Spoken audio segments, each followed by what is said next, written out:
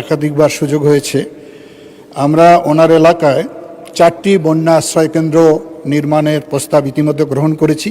আমি সেগুলো বলতে পারি: সাপাধারী উচ্চ বিদ্যালয়, কাজলা খলিলুর রহমান উচ্চ বিদ্যালয়, পশ্চিম নন্দ্রপাড়া দাখিল মাদ্রাসা, পশ্চিম পলিদহ মাদ্রাসা। এগুলো বন্যা আশ্রয় কেন্দ্র মাল্টিপারপাস ইউজে ব্যবহার করা হয়।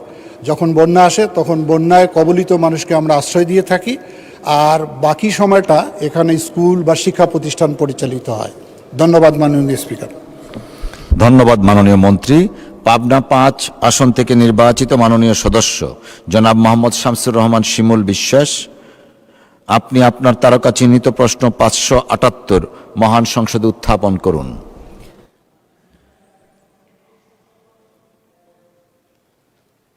আমি দুঃখিত, সম্পূরক প্রশ্ন আপাতত নিচ্ছি না, আমাদের টাইম কনস্ট্রেনের বিষয় আছে। রাষ্ট্রপতির ভাষণের উপরে আলোচনা আমরা এগোতে পাচ্ছি না। মাননীয় সদস্য, আপনার প্রশ্ন করুন প্লিজ। মাননীয় স্পিকার, আপনাকে ধন্যবাদ। আগে প্রশ্নটা শুনি, তারপর। আমার তারকা চিহ্নিত প্রশ্ন 578 মহান জাতীয় সংসদে উপস্থাপন করলাম। মাননীয় স্পিকার, আপনাকে ধন্যবাদ। মাননীয় সদস্য, আপনাকে ধন্যবাদ। তারকা চিহ্নিত প্রশ্ন 578 মহান সংসদে উত্থাপিত হল মাননীয় বাণিজ্য মন্ত্রী জনাব খন্দকার আব্দুল মুক্তাদির। ধন্যবাদ। মাননীয় স্পিকার, আপনাকে এবং প্রশ্নকর্তা সদস্যকে ধন্যবাদ। মধ্যপ্রাচ্যে সাম্প্রতিক অস্থিরতাকে কেন্দ্র করে বৈশ্বিক অর্থনীতি ও বাণিজ্যে প্রভাব ফেলার সম্ভাবনা রয়েছে, এবং সারা বিশ্ব যেহেতু এই সম্ভাব্য প্রভাবের আওতাধীন, বাংলাদেশ তো নিশ্চয়ই তার ব্যতিক্রম নয়। মধ্যপ্রাচ্য বাংলাদেশের অন্যতম গুরুত্বপূর্ণ বাণিজ্য অংশীদার। এখান থেকে তৈরি পোশাক, ঔষধ, হিমায়িত খাদ্য ও চামড়াজাত পণ্য সংযুক্ত আরব আমিরাত, সৌদি আরব, কাতার, কুয়েত ও ওমানের বাজারে রপ্তানি হয়ে থাকে। বর্তমান চলমান অস্থিরতা জ্বালানির মূল্য বৃদ্ধিতে ভূমিকা রেখেছে, যার কারণে আমদানি ব্যয়, শিপিং, বীমা খরচ বৃদ্ধি পেয়েছে। মধ্যপ্রাচ্যের বাজারে রপ্তানির উপর কিছুটা চাপ তৈরি হয়েছে। একইভাবে এটি যদি দীর্ঘদিন প্রলম্বিত হয় তাহলে রেমিটেন্সের উপরও চাপ তৈরির সম্ভাবনা আছে। চলমান সংকট মোকাবেলায় সামগ্রিক পরিস্থিতি আমরা নিয়মিত পর্যবেক্ষণ করছি, এবং জাতীয় পর্যায়ে মাননীয় প্রধানমন্ত্রীর নির্দেশনায় অনেকগুলি পদক্ষেপ গ্রহণ করা হয়েছে। মাননীয় স্পিকার, আপনি চাইলে আমি পুরোটা পড়বো, অথবা যদি আপনি চাইলে এটা পঠিত বলে গণ্য হলো। ধন্যবাদ। মাননীয় মন্ত্রী, আপনাকে ধন্যবাদ। মাননীয় সদস্য জনাব মোহাম্মদ শামসুর রহমান শিমুল বিশ্বাস একটি সম্পূরক প্রশ্ন করতে পারেন দয়া করে। মাননীয় স্পিকার, আপনাকে ধন্যবাদ। মাননীয় স্পিকার, অপ্রত্যাশিত এই সংকট থেকে উত্তরণের জন্য ব্যবসায়িক পর্যায়ে যেমন করণীয় রয়েছে, নীতি নির্ধারক ও সরকারি পর্যায়েও করণীয় রয়েছে। যেমন আমদানি ও রপ্তানির বিকল্প বাজার খোঁজা, মুদ্রাস্ফীতি নিয়ন্ত্রণ ও রাজস্ব নীতি প্রণয়ন, বৈদেশিক মুদ্রা রিজার্ভ সংরক্ষণ, মেরিন বীমা ও শিপিং খরচ নিয়ন্ত্রণ করা। মাননীয় স্পিকার, আপনার মাধ্যমে বাণিজ্য মন্ত্রীর কাছে আমার প্রশ্ন: পরিস্থিতির সাথে খাপ খাইয়ে নেওয়ার জন্য সরকারের পদক্ষেপের বিপরীতে সফলতা ব্যর্থতার নিয়মিত পুনর্মূল্যায়ন করবেন কিনা? মাননীয় স্পিকার, আপনাকে ধন্যবাদ। ধন্যবাদ মাননীয় সদস্য। মাননীয় মন্ত্রী। ধন্যবাদ মাননীয় স্পিকার, এবং আপনার মাধ্যমে প্রশ্নকর্তা সংসদ সদস্য এবং তার কনসার্নের জন্য ধন্যবাদ। আমরা প্রতিনিয়ত মূল্যায়ন তো করি, রিভিউ করি, কিন্তু সেটা থেকে বড় কথা আমরা কতগুলি কনক্রিট স্টেপ নিচ্ছি, যাতে স্বল্প মেয়াদে এবং মধ্যমেয়াদে আমাদের উপর সেই অভিজ্ঞতাটা সেইভাবে জোরালো না হয়। যেমন লজিস্টিক কস্ট আমরা কমিয়ে আনার জন্য চেষ্টা করছি। এটা এমনিতেই করতাম, কিন্তু যুদ্ধের কারণে এটার উপর আমরা বেশি এমফেসিস দিচ্ছি। আপনারা জানেন মাননীয় স্পিকার, সারা বিশ্বে লজিস্টিক এভারেজ হচ্ছে 10%। আমাদের এখানে জিডিপির 16% হচ্ছে লজিস্টিক কস্ট। তার মানে আমাদের লজিস্টিক কস্ট হচ্ছে এক্সরবিটেন্টলি হাই। এটা আমরা কমিয়ে আনার জন্য পোর্ট এবং লজিস্টিকের অন্যান্য যে সমস্ত ক্ষেত্র আছে সেগুলির উপর কাজ করছি। ইনশাল্লাহ আগামী দিনে তার প্রতিফলন দেখবেন। একইভাবে এই যুদ্ধের সাথে সংশ্লিষ্ট যে এলাকা, তার বাইরেও আমরা বাজার সম্প্রসারণের জন্য জরুরি উদ্যোগ নিচ্ছি। একইভাবে পৃথিবীর বিভিন্ন দেশ যেখানে আরএমজির উপর তুলনামূলকভাবে ডিটি শুল্ক ইত্যাদি বেশি, সেই সব দেশকে আমরা তালিকাভুক্ত করে সেগুলিতে যাতে আরএমজির উপরে, আরএমজির কথা এই জন্য বললাম যেহেতু আমাদের রপ্তানির পণ্যের মধ্যে সিংহভাগই হচ্ছে, প্রায় 83-84% হচ্ছে রেডিমেড গার্মেন্টস। সেই জন্য আরএমজিতে যেখানে উচ্চ শুল্ক রয়েছে সেই দেশগুলির উপরে আমরা বেশি জোর দিয়ে, এমফেসিস দিয়ে সেগুলি যাতে কমানোর ব্যবস্থা করা যায় সেই জন্য সেই দেশগুলির সাথে আলোচনার ক্ষেত্র তৈরি করছি। ধন্যবাদ মাননীয় স্পিকার। ধন্যবাদ মাননীয় মন্ত্রী। মাননীয় সদস্য জনাব জয়নাল আবেদিন ফারুক, আপনি কিছু বলতে চেয়েছিলেন। ধন্যবাদ। মাননীয় স্পিকার, আসলে আমি সম্পর্ক করতে চাইনি। আমাদের অপোজিশনে গতকালকে বলা পরে আপনি প্রশ্ন উত্তর টেবিলে স্থাপন করেননি, ভালো। কিন্তু আরও যারা আমরা মাননীয়, আমাদের অনেক নতুন সদস্য আছে যারা সম্পর্ক করার সুযোগ একজনে দিচ্ছেন, এই বিষয়টা আসলে সিদ্ধান্ত কি আপনার নাকি এটা আমাদের সময় বাঁচাবার জন্য? ওই জন্য মাননীয় স্পিকার। মাননীয় সদস্য অসংখ্য ধন্যবাদ। আসলে সময় বাঁচানোর জন্য মহামান্য রাষ্ট্রপতির ভাষণের উপরে 1/3ও আমরা যেতে পারিনি, তো যে কারণে অনেক সময় অনেক স্কুইজ করা হয় সো দ্যাট আমরা যেন ভাষণের উপরে আলোচনা করতে পারি, এটা সময় বাঁচানোর জন্যই। নেহায়েত অসংখ্য ধন্যবাদ। কুড়িগ্রাম 2 আসন হতে নির্বাচিত মাননীয় সদস্য জনাব আতিকুর রহমান মুজাহিদ, আপনি আপনার তারকা চিহ্নিত প্রশ্ন 579 উত্থাপন করুন। মাননীয় স্পিকার, আমি ডক্টর আতিকুর রহমান মুজাহিদ, প্রবাসী কল্যাণ ও বৈদেশিক কর্মসংস্থান মন্ত্রী মহোদয়, অনুগ্রহ করিয়া বলিবেন কি আমার আসনের বেকারত্ব দূরীকরণের জন্য প্রবাসী শ্রমিক প্রেরণের ব্যাপারে আপনার কি কি পরিকল্পনা রহিয়াছে? ধন্যবাদ মাননীয় সদস্য। তারকা চিহ্নিত প্রশ্ন 579 মহান সংসদে উত্থাপিত হল। মাননীয় প্রবাসী কল্যাণ ও বৈদেশিক কর্মসংস্থান মন্ত্রীর পক্ষে মাননীয় প্রতিমন্ত্রী জনাব মোহাম্মদ নুরুল হক। ধন্যবাদ। মাননীয় স্পিকার, আপনাকে ধন্যবাদ।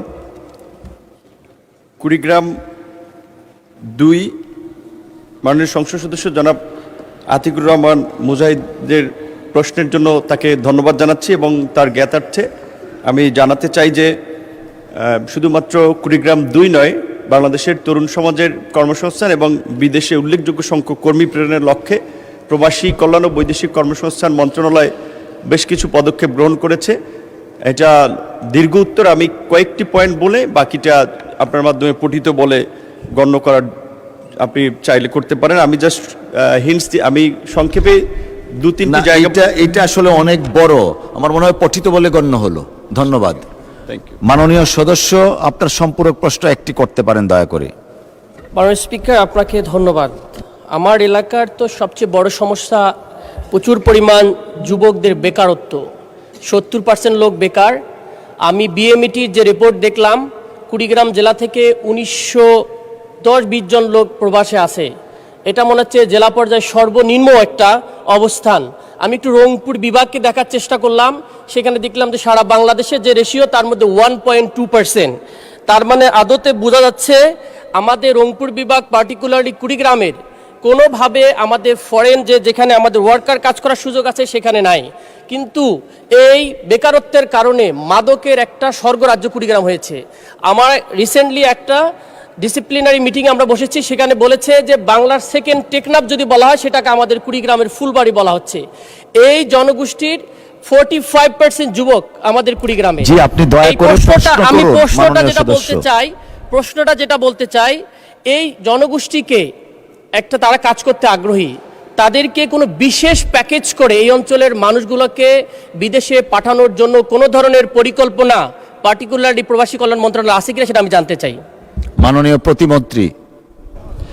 জি, মাননীয় সংসদ সদস্য, আপনাকে ধন্যবাদ। আপনার জ্ঞাতার্থে একটা তথ্য শেয়ার করতে চাই, যেটি হচ্ছে 2025 সালে কুড়িগ্রাম থেকে 5862 জন কর্মী বিদেশ গিয়েছে। এবং এটা ঠিক যে উত্তরাঞ্চলে বিদেশ যাওয়ার ক্ষেত্রে একটু পিছিয়ে আছে, শুধুমাত্র বিদেশ যাওয়া না, সামগ্রিক উন্নয়নের ক্ষেত্রে উত্তরাঞ্চল একটু পিছিয়ে আছে। তবে আমরা চেষ্টা করছি যে সামগ্রিকভাবেই বাংলাদেশ থেকে কিভাবে আমাদের যুবক এবং তরুণদের বিদেশে কর্মসংস্থান সৃষ্টি করা যায় সেই লক্ষ্যে বেশ কিছু উল্লেখযোগ্য পদক্ষেপ নিয়েছি, যেটার একটা লিখিত উত্তর ইতিমধ্যেই আপনাদেরকে প্রোভাইড করা হয়েছে। আশা করি আমরা এই সরকার কিছুদিন কাজ করতে পারলে এর একটা দৃশ্যমান অগ্রগতি আপনারা দেখতে পাবেন। ধন্যবাদ। ধন্যবাদ মাননীয় প্রতিমন্ত্রী। ব্রাহ্মণবাড়িয়া 2 আসন হতে নির্বাচিত মাননীয় সদস্য রুমিন ফারহানা, আপনি আপনার তারকা চিহ্নিত প্রশ্ন 580 উত্থাপন করুন। ধন্যবাদ। মাননীয় স্পিকার, আপনাকে ধন্যবাদ। মাননীয় স্পিকার, আমি আমার তারকা চিহ্নিত প্রশ্ন 580 সংসদে উত্থাপন করছি। বাণিজ্য মন্ত্রী মহোদয়, অনুগ্রহ করিয়া বলিবেন কি দেশের আমদানি রপ্তানি বৃদ্ধির লক্ষ্যে মন্ত্রণালয় বিশেষ কোনো পদক্ষেপ গ্রহণ করিয়াছে কিনা, করিলে তাহা কি? ধন্যবাদ মাননীয় স্পিকার। মাননীয় সদস্য, আপনাকে ধন্যবাদ। তারকা চিহ্নিত প্রশ্ন 580 মহান সংসদে উত্থাপিত হলো। মাননীয় বাণিজ্য মন্ত্রী জনাব খন্দকার আব্দুল মুক্তাদির। মাননীয় স্পিকার, আপনাকে এবং আপনার মাধ্যমে প্রশ্নকর্তা সদস্যকে ধন্যবাদ। বাংলাদেশের রপ্তানি বাজার সম্প্রসারণ ও বিনিয়োগ আকর্ষণ করার জন্য সরকার প্রাচ্য, দূরপ্রাচ্য, ইউরোপ, আফ্রিকা ও মধ্যপ্রাচ্যের গুরুত্বপূর্ণ রাষ্ট্র, অর্থনৈতিক জোট ও অঞ্চলের সাথে দ্বিপাক্ষিক, বহুপাক্ষিক পর্যায়ে কৌশলগত ফ্রি ট্রেড গঠনে এফটিএ এগ্রিমেন্ট করার জন্য অগ্রাধিকার দিয়েছে। জাতীয় স্বার্থ সুরক্ষা নিশ্চিত করে কৃষি, শিল্প ও সেবা খাতের প্রতিযোগিতামূলক সক্ষমতা বিবেচনায় নিয়ে পর্যায়ক্রমে শুল্ক হ্রাস, অশুল্ক বাধা কমানো, বাজার প্রবেশাধিকার বৃদ্ধি এবং প্রযুক্তি ও বিনিয়োগ সহযোগিতা জোরদার করা হবে, যাতে রপ্তানির বৈচিত্র্য বাড়ে, কর্মসংস্থান সৃষ্টি হয় এবং অর্থনীতি দীর্ঘমেয়াদে মাননীয় মন্ত্রী, এটা অনেক বড় 3 পৃষ্ঠার, পঠিত বলে গণ্য হলো। আপনাকে অসংখ্য ধন্যবাদ মাননীয় ধন্যবাদ। মাননীয় সদস্য, আপনি একটি সম্পূরক প্রশ্ন করতে পারেন। Thank you. মাননীয় স্পিকার, আপনাকে ধন্যবাদ। মাননীয় স্পিকার, আমাদের ইসরায়েল এবং ইরানের যে যুদ্ধ, সেই কারণে আমাদের তেলের মূল্য এবং তেলের প্রাপ্যতা দুটোই কিন্তু অনিশ্চিতের দিকে। আমি আপনার মাধ্যমে মাননীয় মন্ত্রীর কাছে জানতে চাই, বাংলাদেশের মূল্যস্ফীতি বহুদিন ধরেই ডাবল ডিজিটে ছিল, এখন সেটা 9% কিছু উপরে, খাদ্যদ্রব্য বিশেষ করে। এই মূল্যস্ফীতি নিয়ন্ত্রণে আমাদের মাননীয় মন্ত্রী কোনো পদক্ষেপ নেবেন কিনা এবং নিলে সেটি কি? ধন্যবাদ মাননীয় স্পিকার। ধন্যবাদ মাননীয় সদস্য। মাননীয় মন্ত্রী। ধন্যবাদ মাননীয় স্পিকার, এবং আপনার মাধ্যমে প্রশ্নকর্তা সদস্যকে ধন্যবাদ। প্রথম কথা হলো, আমাদের জ্বালানি মন্ত্রী আগ্রহ নিয়ে তাকিয়ে আছেন আমার দিকে। প্রথম কথা হলো, মূল্যস্ফীতিটা সেইভাবে বৃদ্ধি পাবে না কেন, এটা একটু বোঝা দরকার। সারা পৃথিবীতে জ্বালানি তেলের মূল্য যে অনুপাতে, যে রেশিওতে বৃদ্ধি পেয়েছে, তার তুলনায় বাংলাদেশের যে মূল্য বৃদ্ধি হয়েছে সেটা নিতান্তই মডেস্ট। আপনি আমেরিকায় স্টেট টু স্টেট ভেরি করে তাদের নিজস্ব ট্যাক্সের কারণে। এই যুদ্ধ শুরু হওয়ার আগে অনেক স্টেটে $2.80 70 সেন্ট ছিল পার গ্যালন, মানে 4.5 লিটার। সেটি $5 ছাড়িয়ে গিয়েছে বিভিন্ন স্টেটে। এবং আপনি আশেপাশের যে কোনো দেশ অথবা বাংলাদেশের সাথে কম্পেয়ারেবল যে কোনো ইকোনমির তুলনা যদি করেন, তাহলে তুলনামূলকভাবে জ্বালানি পেট্রোলিয়াম পণ্যের মূল্য প্রত্যেকটা দেশে অনেক বৃদ্ধি পেয়েছে। এবং অনেকগুলি দেশে জ্বালানি মূল্য বৃদ্ধির এই প্রক্রিয়াটি অটোমেটেড, মানে এটা স্বয়ংক্রিয়ভাবে ট্রিগার হয়, এটার জন্য সরকারের আলাদা কোনো পদক্ষেপ নিতে হয় না।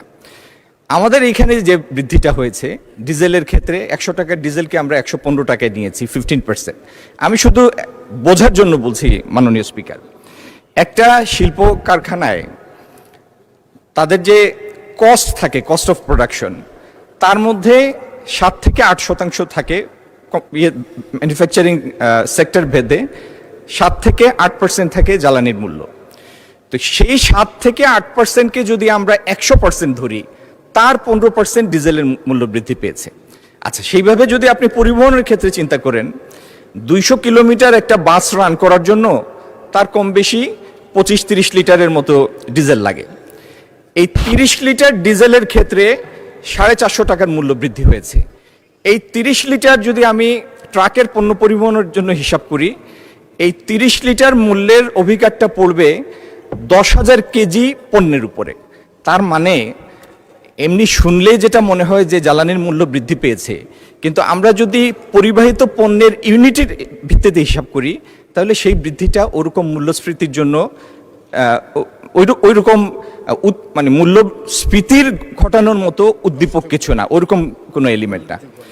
আর একটা জিনিস তো ঠিক, আপনি অর্থনীতিকে এমন একটা জায়গায় নিয়ে যেতে পারবেন না যেই জায়গায় ফান্ডামেন্টাল ব্যালেন্সটা ইমব্যালেন্সে পৌঁছে যায়। সেজন্য পৃথিবীর সব দেশ যে নীতিটা নিয়েছে, আমরা সেই নীতি সেই নীতি নিয়েছি এবং মূল্যবৃদ্ধি করেছি, খুবই একটা মডারেট মূল্যবৃদ্ধি করেছি। ধন্যবাদ মাননীয় স্পিকার। ধন্যবাদ মাননীয় মন্ত্রী। চট্টগ্রাম 12 আসন হতে নির্বাচিত মাননীয় সদস্য জনাব মোহাম্মদ এনামুল হক, আপনি তারকা চিহ্নিত প্রশ্ন 581 উত্থাপন করুন। ধন্যবাদ। মাননীয় স্পিকার, আপনাকে ধন্যবাদ। মাননীয় স্পিকার, আমার তারকা চিহ্নিত প্রশ্ন 581 মহান জাতীয় সংসদেও উত্থাপন করিলাম। ধন্যবাদ। ধন্যবাদ মাননীয় সদস্য। তারকা চিহ্নিত প্রশ্ন 581 মহান সংসদে উত্থাপিত হল। মাননীয় দুর্যোগ ব্যবস্থাপনা ও ত্রাণ মন্ত্রী জনাব আসাদুল হাবিব দুলু। ধন্যবাদ। মাননীয় স্পিকার, আপনাকে ধন্যবাদ। চট্টগ্রাম জেলার পটিয়া উপজেলার কাজের বিনিময় খাদ্য কর্মসূচির আওতায় প্রতিটি সংসদীয় আসনের অনুকূলে বিশেষ বরাদ্দ কাবিটা 25 লক্ষ টাকা, কাবিখা চাল 20 টন, কাবিটা গম 20 টন এবং টিআর 30 লক্ষ টাকা বরাদ্দ দেওয়া হয়েছে। এছাড়া পটিয়া উপজেলার গ্রামীণ অবকাঠামোর সংস্কার কাবিখা কাবিটা কর্মসূচির আওতায় প্রথম এবং দ্বিতীয় পর্যায়ে সর্বমোট 2,54,63,970 এবং 151 মেট্রিক টন চাল এবং 151 মেট্রিক টন গম বরাদ্দ দেওয়া হয়েছে ইতিমধ্যে। মাননীয় স্পিকার, আপনাকে ধন্যবাদ। ধন্যবাদ মাননীয় মন্ত্রী। মাননীয় সদস্য জনাব মোহাম্মদ এনামুল হক একটি সম্পূরক প্রশ্ন করতে পারেন। ধন্যবাদ। মাননীয় স্পিকার, আপনাকে ধন্যবাদ। মাননীয় স্পিকার, আমার নির্বাচনী এলাকা চট্টগ্রাম জেলা পটিয়ার একটি উপকূলীয় জনপদ। ঝড়, জলোচ্ছ্বাস, বন্যা, প্রাকৃতিক দুর্যোগ এখানকার মানুষের নিত্যসঙ্গী। এমনত অবস্থায় আমার নির্বাচনী এলাকা দুর্যোগকালীন সমস্যার জন্য সুরক্ষা সুবিধা বৃদ্ধি করা অতীব জরুরি। তাই আমি মাননীয় মন্ত্রীর নিকট আমার সম্পূরক প্রশ্ন জানতে চাই। উপকূলীয় ঘূর্ণিঝড় প্রবণ এলাকায় বহুমুখী ঘূর্ণিঝড় আশ্রয়কেন্দ্র নির্মাণ প্রকল্পের আওতায় আমার নির্বাচনী এলাকায় একাধিক নতুন আশ্রয়কেন্দ্র নির্মাণের লক্ষ্য মাননীয় মন্ত্রী মহোদয় কোনো অর্থ বরাদ্দ দিবেন কিনা এবং দেওয়া হলে কবে নাগাদ বরাদ্দ প্রদান করবেন? মাননীয় স্পিকার, আপনাকে ধন্যবাদ। ধন্যবাদ মাননীয় সদস্য। মাননীয় মন্ত্রী। মাননীয় স্পিকার, আপনাকে ধন্যবাদ। বিশেষ করে আমরা কোস্টাল এরিয়া, বন্যা যেটা ঘূর্ণিঝড় অঞ্চল, সেখানে আমরা ঘূর্ণিঝড় আশ্রয়কেন্দ্র ইতিমধ্যে নির্মাণ করেছি এবং যেগুলো আমাদের বন্যাপ্রবণ এলাকা সেখানে বন্যা আশ্রয়কেন্দ্রগুলো আমরা নির্মাণ করে থাকি। ইতিমধ্যে বাংলাদেশে 485টি আমরা এ ধরনের আশ্রয়কেন্দ্র নির্মাণ করেছি, এখন চলমান রয়েছে 218টি। উনি নোটিশ দিলে আমি বলতে পারবো যে ওনার এলাকাটা এটি অন্তর্ভুক্ত আছে কিনা। ধন্যবাদ মাননীয় স্পিকার। ধন্যবাদ মাননীয় মন্ত্রী। গাইবান্ধা 1 আসন থেকে নির্বাচিত মাননীয় সদস্য জনাব মোহাম্মদ মাজিদুর রহমান, আপনি তারকা চিহ্নিত প্রশ্ন 582 উত্থাপন করুন। ধন্যবাদ মাননীয় স্পিকার। আমার তারকা চিহ্নিত প্রশ্ন হচ্ছে, প্রবাসী কল্যাণ ও বৈদেশিক কর্মসংস্থান মন্ত্রী মহোদয়, অনুগ্রহ করিয়া বলিবেন কি আমার নির্বাচনী এলাকা 29 গাইবান্ধা 1 সুন্দরগঞ্জ উপজেলার কতজন রেমিটেন্স যোদ্ধা বিদেশে কর্মরত আছেন?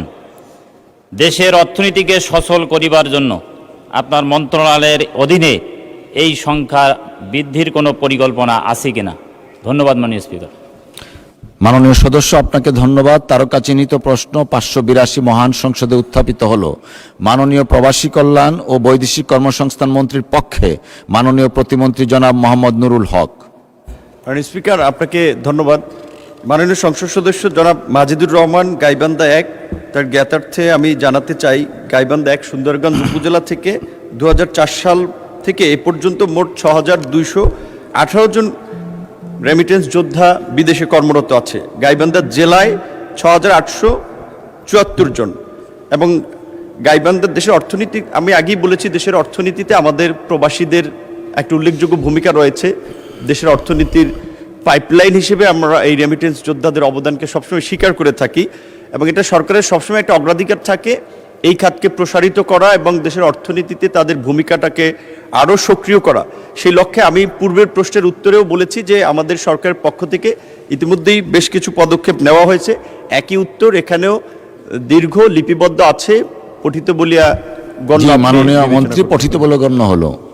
মাননীয় প্রতিমন্ত্রী আপনাকে ধন্যবাদ। মাননীয় সদস্য জনাব মোহাম্মদ মাজিদুর রহমান একটি সম্পূরক প্রশ্ন করতে পারেন। মাননীয় স্পিকার, আমি মন্ত্রী মহোদয়ের কাছে জানতে চাই, আমার প্রশ্নের মধ্যেই সেটা আছে যে সংখ্যা বৃদ্ধি করা হবে কিনা, রেমিটেন্স যোদ্ধার সংখ্যা।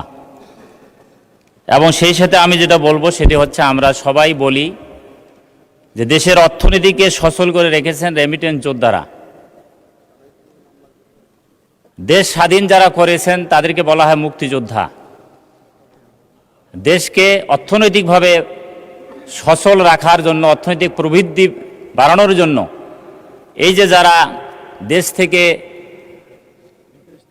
বিদেশে গমন করেছেন এবং মাননীয় সদস্য দয়া করে প্রশ্ন করুন প্লিজ। জি, আমি প্রথমত বলছি যে এই সংখ্যা বৃদ্ধি করা হবে কিনা, এবং এই রেমিটেন্স যোদ্ধা তারা তাদের প্রেরিত যে অর্থ, তাদের পরিবারের সদস্যরা যখন বিভিন্ন ব্যাংকে যায় সেখানে তারা বিভিন্নভাবে হয়রানির শিকার হয়।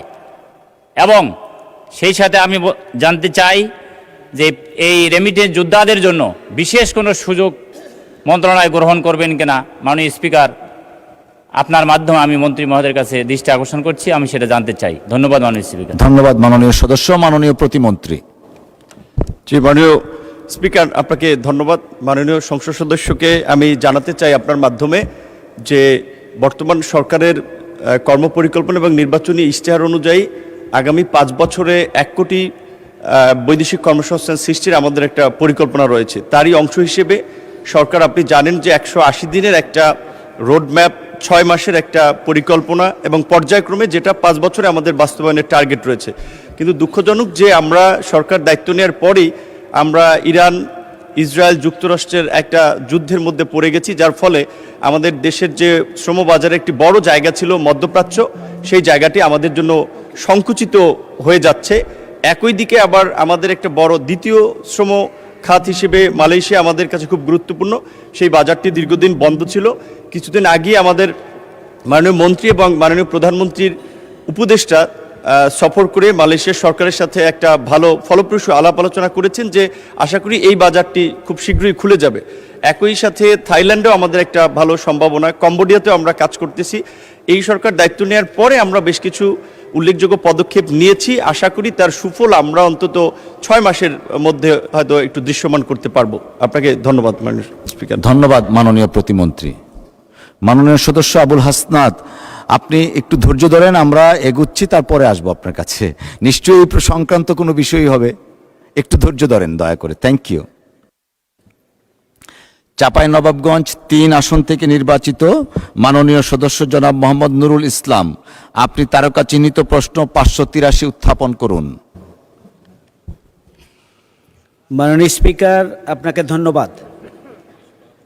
আমি নুরুল ইসলাম বুলবুল, চাঁপাইনবাবগঞ্জ 3।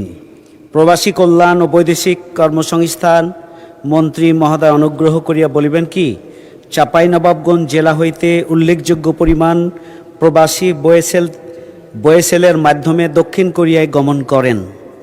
বর্তমানে ভিসা জটিলতার কারণে অনেক উত্তীর্ণ প্রার্থীর দক্ষিণ কোরিয়া যাত্রা আটকে আছে এবং ভিসা না আসিবার কারণে অনেকের ভেস্টিং বাতিল হয়ে যাইতেছে। ভিসা জটিলতা নিরসনে চাঁপাইনবাবগঞ্জ সহ সারা দেশের বিষয়ে সরকার কোনো পদক্ষেপ গ্রহণ করিবেন কিনা। মাননীয় স্পিকার, আপনাকে ধন্যবাদ। মাননীয় সদস্য, আপনাকে ধন্যবাদ। তারকা চিহ্নিত প্রশ্ন 583 মহান সংসদে উত্থাপিত হল। মাননীয় প্রবাসী কল্যাণ ও বৈদেশিক কর্মসংস্থান মন্ত্রীর পক্ষে মাননীয় প্রতিমন্ত্রী জনাব মোহাম্মদ নুরুল হক।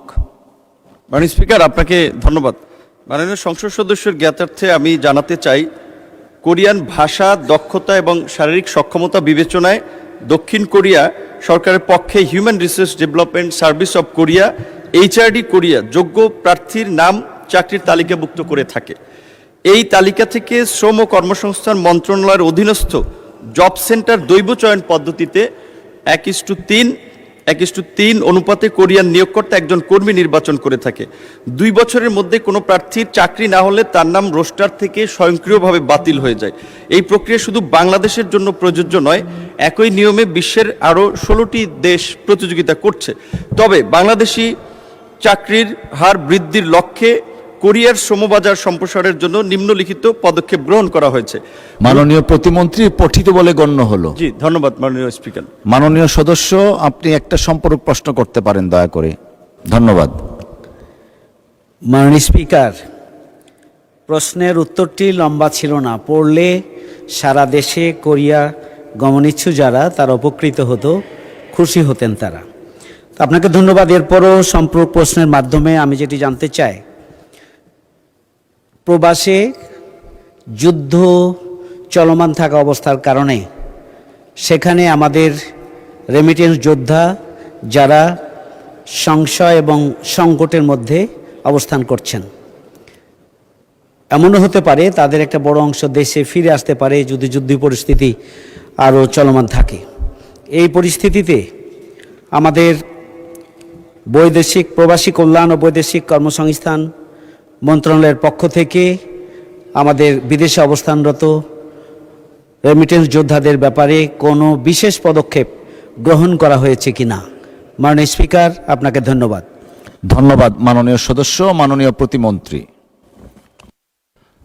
মাননীয় স্পিকার, আপনাকে ধন্যবাদ।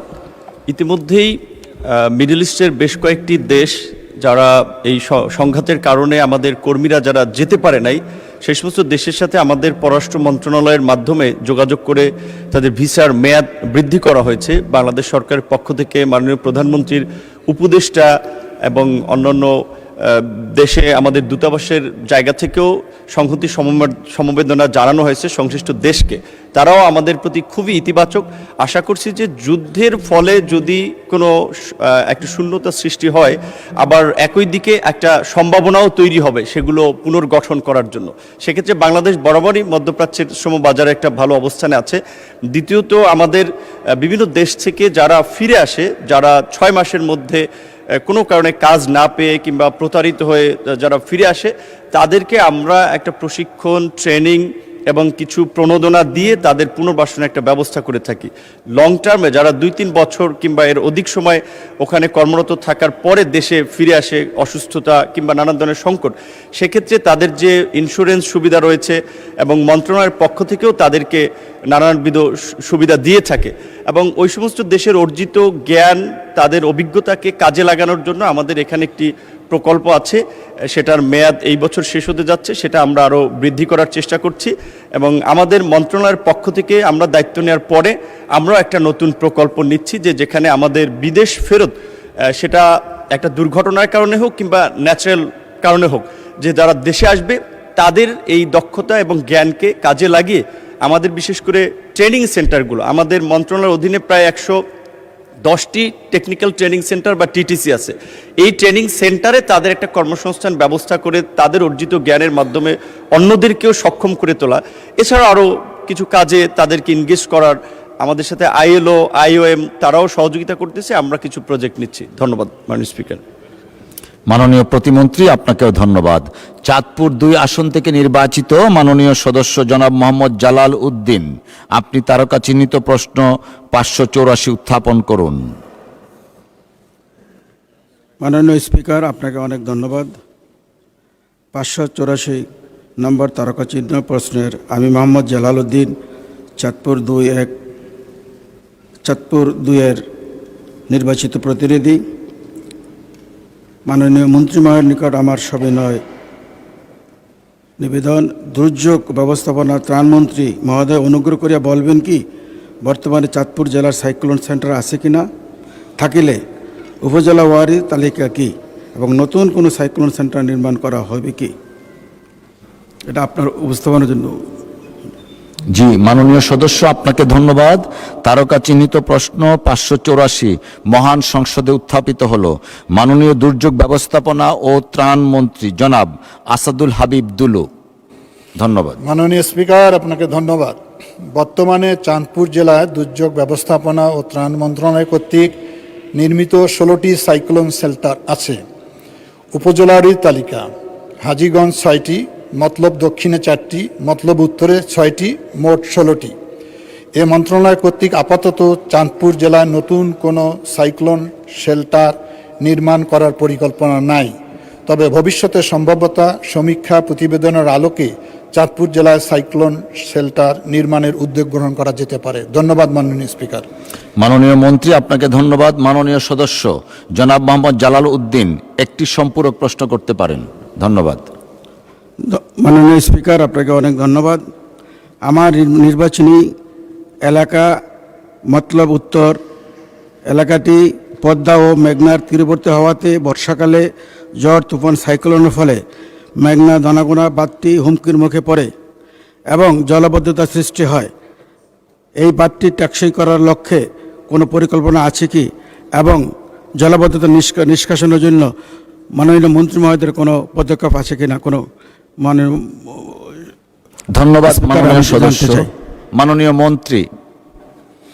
ধন্যবাদ মাননীয় স্পিকার। মাননীয় সংসদ সদস্যের জ্ঞাতার্থে জানাচ্ছি যে বাঁধ নির্মাণটা হচ্ছে পানি সম্পদ মন্ত্রণালয়, তবে আমরা গ্রামীণ অবকাঠামোর ক্ষেত্রে কিছু কিছু মাটির কাজ হেরিংবন রাস্তা করে থাকি এবং আমরা 15 মিটার পর্যন্ত ব্রিজ নির্মাণ করে থাকি। সে ধরনের যদি কোনো এলাকার চাহিদা থাকে, উনি চাহিদাপত্র দিলে অবশ্যই সেটা আমরা বিবেচনা করব। ধন্যবাদ মাননীয় স্পিকার। ধন্যবাদ মাননীয় মন্ত্রী। নোয়াখালী 5 আসন হতে নির্বাচিত মাননীয় সদস্য জনাব মোহাম্মদ ফখরুল ইসলাম, আপনি তারকা চিহ্নিত প্রশ্ন 585 উত্থাপন করুন। ধন্যবাদ মাননীয় স্পিকার। আমি মোহাম্মদ ফখরুল ইসলাম 272 নোয়াখালী 5 তথা কোম্পানিগঞ্জ কবিরহাট ন্যাসপুর অষ্টডিয়া থেকে নির্বাচিত সংসদ সদস্য। আমার তারকা চিহ্নিত 585 প্রশ্ন হচ্ছে, প্রবাসী কল্যাণ ও বৈদেশিক কর্মসংস্থান মন্ত্রী মহোদয় অনুগ্রহ করে বলবেন কি বৃহত্তর নোয়াখালী অঞ্চলের প্রবাসগামী বিপুল জনগণকে কর্মদক্ষ ও দক্ষ মানব সম্পদে পরিণত করবার লক্ষ্যে সরকার কোনো প্রশিক্ষণ বা দক্ষতামূলক প্রকল্প গ্রহণ করছেন কি না? ধন্যবাদ মাননীয় স্পিকার। ধন্যবাদ মাননীয় সদস্য। তারকা চিহ্নিত প্রশ্ন 585 মহান সংসদে উত্থাপিত হলো। মাননীয় প্রবাসী কল্যাণ ও বৈদেশিক কর্মসংস্থান মন্ত্রীর পক্ষে মাননীয় প্রতিমন্ত্রী জনাব মোহাম্মদ নুরুল হক। মাননীয় স্পিকার, আপনাকে ধন্যবাদ। মাননীয় সংসদ সদস্যের অবগতির জন্য জানাচ্ছি, বৃহত্তর নোয়াখালী অঞ্চলের প্রবাসগামী বিপুল জনগোষ্ঠীকে কর্মক্ষম ও দক্ষ মানব সম্পদে পরিণত করার লক্ষ্যে সরকার প্রশিক্ষণ ও দক্ষতামূলক কর্মসূচি প্রকল্প গ্রহণ করেছে। বর্তমান নোয়াখালী জেলার বেগমগঞ্জ উপজেলার গাবুয়া নামক স্থানে নোয়াখালী কারিগরি প্রশিক্ষণ কেন্দ্র রয়েছে। সেখানে 11টি ট্রেডে প্রশিক্ষণ কার্যক্রম চালু রয়েছে। এছাড়া কারিগরি প্রশিক্ষণ কেন্দ্র নির্মাণের ধারাবাহিকতায় চলমান 50টি উপজেলায় 50টি কারিগরি প্রশিক্ষণ কেন্দ্র স্থাপন শীর্ষক প্রকল্পে নোয়াখালী জেলার কোম্পানিগঞ্জ ও হাতিয়া উপজেলায় মোট 2টি কারিগরি প্রশিক্ষণ কেন্দ্র স্থাপন কার্যক্রম চলমান রয়েছে।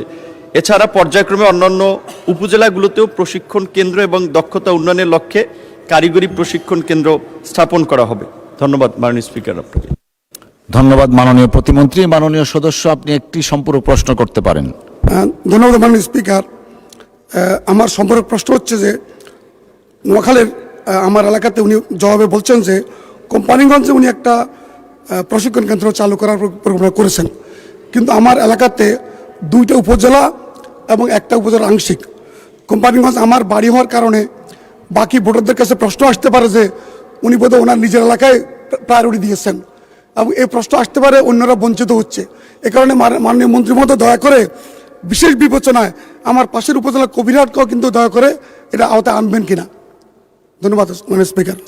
ধন্যবাদ মাননীয় সদস্য। মাননীয় প্রতিমন্ত্রী। মাননীয় স্পিকার, আপনাকে ধন্যবাদ। মাননীয় সংসদ সদস্য যেহেতু বলেছেন তার 2টো উপজেলার একটিতে অনগোয়িং একটা প্রকল্প আছে, তিনি কবিরহাটের জন্য একটি চেয়েছিলেন। স্বাভাবিকভাবে নোয়াখালী, চট্টগ্রাম, কুমিল্লা, শরীয়তপুর, মাদারীপুর এই অঞ্চলগুলো থেকে অনেক প্রবাসী দেশের বাইরে যায়। যেহেতু তাদের কন্ট্রিবিউশন আছে দেশের ইকোনমিতে, তাদের জন্য একটা প্রকল্প আছে, আর একটা উপজেলা একটা প্রশিক্ষণ কেন্দ্র চালু করা যেতে পারে। মাননীয় সংসদ সদস্য যদি আমাদেরকে একটি ডিউ লেটার কিংবা চিঠি দিয়ে একটা জায়গাও নির্বাচন করে জানান, তাহলে আমরা বিবেচনা করতে পারি। ধন্যবাদ মাননীয় স্পিকার। ধন্যবাদ মাননীয় প্রতিমন্ত্রী। কুষ্টিয়া 1 আসন হতে নির্বাচিত মাননীয় সদস্য জনাব রেজা আহমেদ, আপনি তারকা চিহ্নিত প্রশ্ন 586 উত্থাপন করুন। ধন্যবাদ। মাননীয় স্পিকার, আপনাকে ধন্যবাদ। আমি তারকা চিহ্নিত 586 প্রশ্ন জাতীয় সংসদে উপস্থাপন করলাম। মাননীয় সদস্য, আপনাকে ধন্যবাদ। তারকা চিহ্নিত প্রশ্ন 586 মহান সংসদে উত্থাপিত হলো। মাননীয় দুর্যোগ ব্যবস্থাপনা ও ত্রাণ মন্ত্রী জনাব আসাদুল হাবিব দুলু। মাননীয় স্পিকার, আপনাকে ধন্যবাদ। কুষ্টিয়া জেলার দৌলতপুর উপজেলায় কাজের বিনিময়ে খাদ্য কর্মসূচির আওতায় চলতি অর্থ বছরে এ পর্যন্ত মোট 89টি রাস্তা নির্মাণ পুনর্নির্মাণের কার্যক্রম গ্রহণ করা হয়েছে। ধন্যবাদ মাননীয় স্পিকার। ধন্যবাদ মাননীয় মন্ত্রী। মাননীয় সদস্য রেজা আহমেদ, আপনি একটি সম্পূরক প্রশ্ন করতে পারেন দয়া করে। মাননীয় স্পিকার, আপনাকে ধন্যবাদ। আমি মাননীয় মন্ত্রী মহোদয়ের কাছে প্রশ্ন রাখছি, আমার উপজেলার 4টি ইউনিয়ন হচ্ছে চর এলাকা, তার ভিতর রামকৃষ্ণপুর চিলমারি একদম বিচ্ছিন্ন এলাকা, নিজ আমরা ড্যাঙ্গা এলাকা বলি, ড্যাঙ্গা এলাকা থেকে বিচ্ছিন্ন এলাকা। ওই এলাকায় কোনো রাস্তা নাই, কাঁচা রাস্তা ছাড়া। আমি মাননীয় মন্ত্রীর কাছে প্রশ্ন করতে চাই, চিলমারি ইউনিয়ন এবং রামকৃষ্ণ ইউনিয়নে ওনার মন্ত্রণালয়ের মাধ্যমে কোনো কালভার্ট বা রাস্তা নির্মাণ করা হবে কিনা? ধন্যবাদ মাননীয় সদস্য। মাননীয় মন্ত্রী। মাননীয় স্পিকার, আপনাকে ধন্যবাদ। আমি একটু আগেও বলেছি যে আমরা আমাদের মন্ত্রণালয় থেকে 4 মিটার থেকে 15 মিটার পর্যন্ত আমরা ছোট ছোট ব্রিজ কালভার্ট এটা নির্মাণ করে থাকি, আর আমরা হেরিংবন রাস্তা করে থাকি। তো মাননীয় সংসদ সদস্য যদি তার এলাকার চাহিদাপত্র দেয়, অবশ্যই সেটা আমরা বিবেচনা করব। ধন্যবাদ মাননীয় স্পিকার। ধন্যবাদ মাননীয় মন্ত্রী। আমার এলাকা অত্যন্ত অনুন্নত, চাহিদা অনেক দেওয়া আছে, দয়া করে একটু বিবেচনা করবেন। আমি তো আর ওখানে দাঁড়িয়ে বলতে পারি না। ধন্যবাদ। কক্সবাজার 2 আসন থেকে নির্বাচিত মাননীয় সদস্য জনাব আলমগীর মোহাম্মদ মাহফুজ উল্লাহ ফরিদ, আপনি তারকা চিহ্নিত প্রশ্ন 587 উত্থাপন করুন। বিসমিল্লাহির রহমানির রহিম। মাননীয় স্পিকার মহোদয়, আপনাকে ধন্যবাদ। আমি আলমগীর মোহাম্মদ মাহফুজুল্লাহ ফরিদ, 295 কক্সবাজার 2। আমার তারকা চিহ্নিত প্রশ্ন 587 আমি একটু পড়ব। মাননীয় স্পিকার মহোদয়, উপস্থাপন করছি। দুর্যোগ ব্যবস্থাপনা ও ত্রাণ মন্ত্রী মহোদয়, অনুগ্রহ করিয়া বলিবেন কি বর্তমানে কক্সবাজার জেলায় সাইক্লোন সেন্টার আছে কিনা, থাকিলে তাহার সংখ্যা কত, এবং নতুন কোনো সাইক্লোন সেন্টার নির্মাণ করা হইবে কিনা? ধন্যবাদ মাননীয় স্পিকার। ধন্যবাদ মাননীয় সদস্য। তারকা চিহ্নিত প্রশ্ন 587 মহান সংসদে উত্থাপিত হলো। মাননীয় দুর্যোগ ব্যবস্থাপনা ও ত্রাণ মন্ত্রী জনাব আসাদুল হাবিব দুলু। মাননীয় স্পিকার, আপনাকে ধন্যবাদ। কক্সবাজার সবসময় সাইক্লোনে টর্নেডোতে আক্রান্ত হয়। এই বিবেচনায় বর্তমানে কক্সবাজার জেলায় দুর্যোগ ব্যবস্থাপনা ত্রাণ মন্ত্রণালয় কর্তৃক নির্মিত 31টি সাইক্লোন শেল্টার নির্মাণ করা হয়েছে। উপজেলারই বলছি আমি। টেকনাফে 4টি, উথিয়ায় 3টি, সদরে 3টি, ঈদগাঁয়ে 2টি, চকরিয়ায় 3টি, পেকুয়ায় 4টি, মহেশখালীতে 6টি, রামুতে 2টি, কুতুবদিয়ায় 4টি, মোট 31টি। এছাড়াও কক্সবাজার জেলা আরও 14টি বহুমুখী ঘূর্ণিঝড় আশ্রয়কেন্দ্র নির্মাণ, যা নিম্নরূপ: টেকনাফে 2টি, উথিয়ায় 1টি, সদরে 1টি, চকরিয়ায় 2টি, পেকুয়ায় 3টি, মহেশখালীতে 2টি, কুতুবদিয়ায় 3টি, মোট 14টি। ধন্যবাদ মাননীয় স্পিকার। মাননীয় মন্ত্রী, আপনাকে ধন্যবাদ। মাননীয় সদস্য জনাব আলমগীর মোহাম্মদ মাহফুজুল্লাহ ফরিদ একটি সম্পূরক প্রশ্ন করতে পারেন। ধন্যবাদ। মাননীয় স্পিকার, আপনাকে ধন্যবাদ। আমি মাননীয় আমাদের মন্ত্রী মহোদয় কাছে প্রশ্ন রাখতেছে। আপনি জানেন মাননীয় স্পিকার, আমাদের সংসদের সম্মানিত সদস্যবৃন্দরা জানেন, আমাদের কক্সবাজার জেলা পর্যটন নগরী, এবং সাইক্লোন সেন্টার যখনই ঘূর্ণিঝড়ের সিঙ্গেল দেয় মাননীয় স্পিকার, আমাদের কলিজা বের হয়ে যায়। 91 সালের ঘূর্ণিঝড়ের কথা আপনার মনে আছে নিশ্চয়। সেই 91 সালের ঘূর্ণিঝড় এইরকম এসএসসি পরীক্ষার আমাদের বিদায় সম্বর্ধনার দিন হয়েছিল মাননীয় স্পিকার। আমি আলমগীর মোহাম্মদ মাহফুজুল্লাহ ফরিদ 1996 সালের 12 জুনের যে নির্বাচন, এবং 2091 সালে যে নির্বাচন হয়েছিল ম্যাডামের, আমি তখন একটা হাই স্কুলের হেডমাস্টার ছিলাম মাননীয় স্পিকার। সেদিন আমার ছাত্রছাত্রীদের সম্বোধনা দিচ্ছিলাম 91 সালের জিরি জিরি বাতাস, যে দুর্দণ্ড বাতাস মাননীয় স্পিকার, যে মহাপ্রলয়ঙ্করী ঘূর্ণিঝড়। আসরের সময় কোনো রকমে আমি এগুলো শেষ করে, বিদায় সম্বোধন শেষ করে ছেলেদের ছাত্রছাত্রীদের বাড়িতে পৌঁছিয়ে দিয়ে যেই ঘূর্ণিঝড় শুরু হলো, আমাদের হাজার হাজার আমাদের এই অঞ্চলে, আমার কুতুবদিয়া, আমার মহেশখালী সব কিছু লণ্ডভণ্ড হয়ে গিয়েছিল।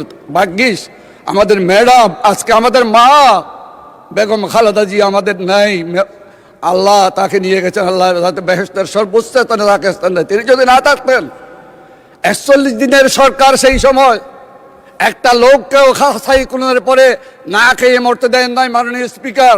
সেই মার আজকে আমি জান্নাতুল ফেরদৌসের আলা মাকান নসিব করার দোয়া করে আমি আজকে মাননীয় মন্ত্রী মহোদয়কে বলবো, আমার মহেশখালীতে আমাদের 9টি ইউনিয়ন, একটি পৌরসভা, কুতুবদিয়া 6টি ইউনিয়ন।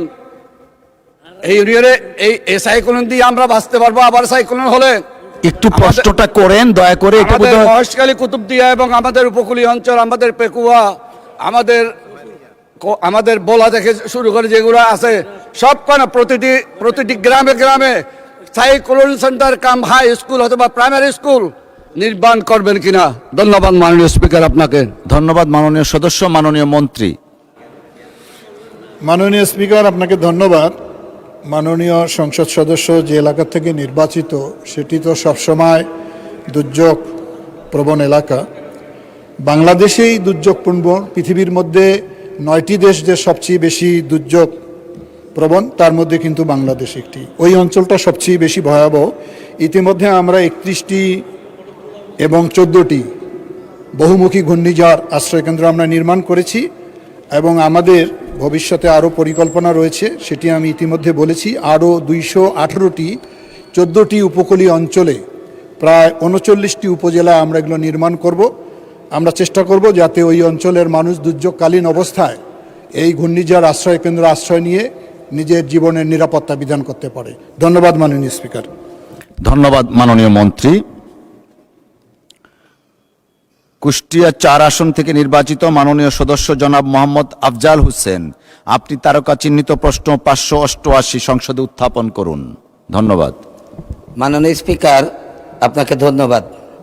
আমি মোহাম্মদ আফজাল হুসাইন, 78 কুষ্টিয়া 4, আমার তারকা চিহ্নিত প্রশ্ন 588 মহান সংসদে উত্থাপন করছি মাননীয় স্পিকার। ধন্যবাদ মাননীয় সদস্য আপনাকে। তারকা চিহ্নিত প্রশ্ন 588 সংসদে উত্থাপিত হলো।